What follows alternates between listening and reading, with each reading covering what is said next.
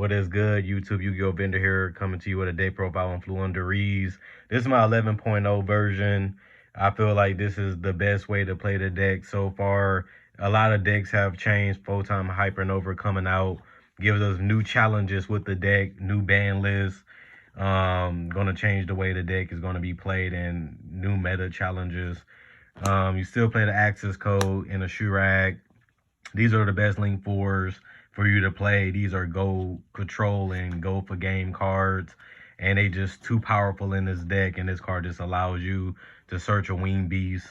And then obviously the Almirage, you need it just to protect the Impin. It comes up because cards target.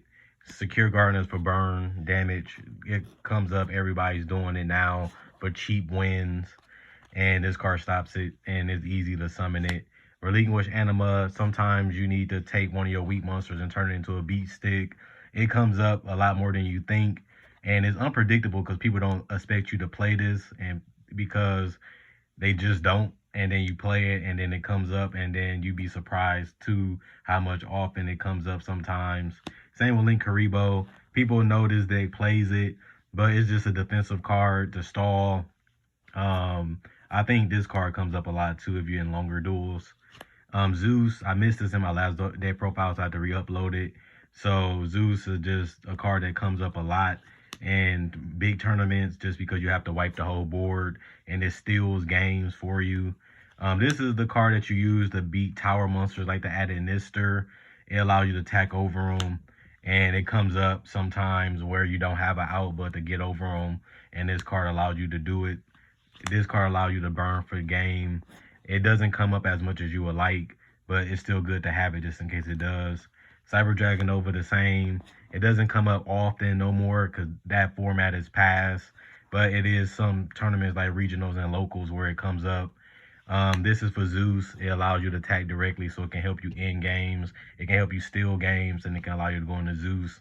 Recital Starting is the same. I still play it just because it allows you to hit for damage, and they allow you to drop your opponent to game sometimes.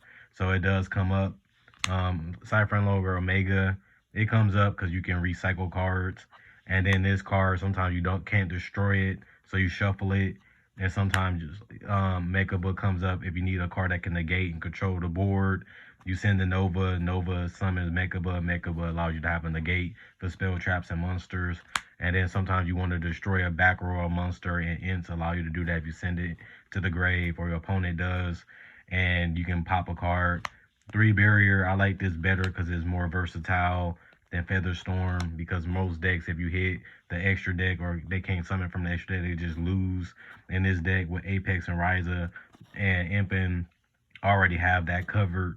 So this card just allows you to just close out the duel. Solemn Judgment, because you don't want to get evenly lightning stormed or heavy Harpy's Feather Duster. So those cards are just powerful against this deck, and sometimes you need to stop them from summoning a powerful card, so that way you don't have to go into your extra deck, and Solemn Judgment allows you to do that. Rivalry, I only played 2 just because you don't want to see too many of them, because then it's a brick, because you only really need one because you can recycle it with Mega Ryza. And then this card allows you to control the board just because your whole deck is Winged Beasts besides your extra deck. And even then, you got Winged Beasts in your extra deck that you summon. Lightning Storm just allow you to clear boards. I don't main deck it because evenly is better, because it's not once per turn and advantage from face down. And Cross Out for the same reason. You don't want to get Harpy Feather Duster. You don't want to get Lightning Storm or Even Lead, because then you lose your mapping and Impin sometimes, and then you just lose. And Harpy Feather Duster to clear back row. I miss Red Reboot, but it's gone. Double Impin, just because Veneer is becoming more popular and is going to become even more popular in the future with Hypernova coming out, and the deck can be played pure. They usually put it in defense, and it banishes your Impin, and it's harder to grind with one Impin and no Impin. You still can win with Mega Ryza and Apex in that matchup. I have done it, but having 2, sometimes you want to draw it and have it without having to search it all the time. And I think opening it is pretty good too. So having 2 is better. This is the first day profile I played too. But as the power continues to creep over Floowandereeze, you have to play cards that help you win easier, just so you can win your matches.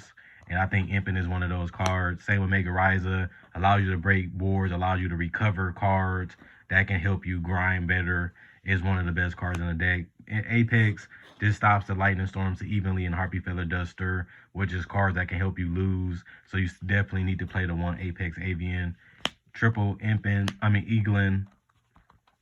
This allows you to search for big monsters. And Rabina allows you to search your Berry Statue, your Steery, and your Token. This allows you to recover your Floowandereeze cards. And this allows you to banish cards from the graveyard. They both do come up and you can recycle them, so you don't want to run too many. And Barrier Statue is just game against certain bad hand. Some people brick or they have bad hands, and Barrier Statue allow you to slow them down or make them think how to out it, or just auto game if you have the right field or you have map.